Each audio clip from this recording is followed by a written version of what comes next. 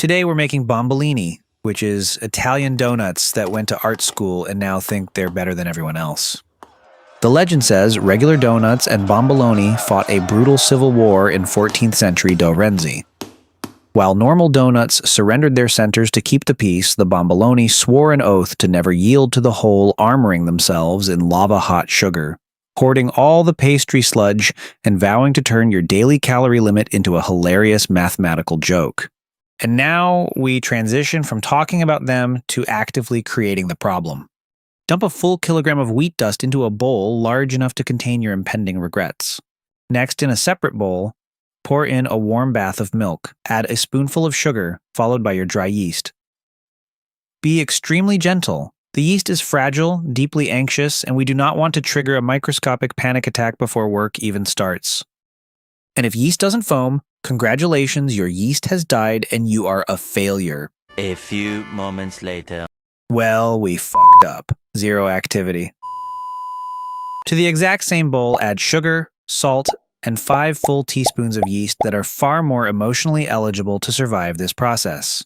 Crack 4 unfertilized chicken embryos directly into the wheat mountain. Add a dash of vanilla, then add another. Keep pouring until inner guts whisper, "That's enough, child." Ignore it. Add 1 more glug.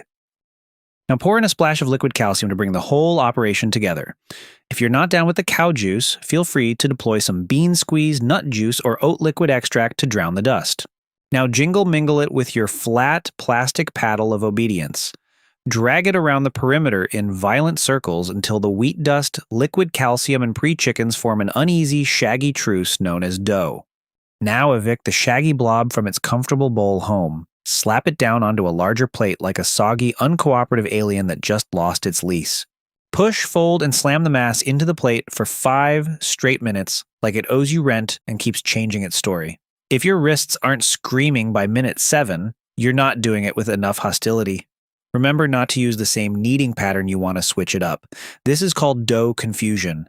It helps to develop the gluten's muscles to be super agile and taste less predictable. Once its gluten muscles are thoroughly confused, evict it back to the bowl. Seal the top with a sheet of suffocation film and leave it in warm, solitary confinement for at least 2 hours so it can process its trauma.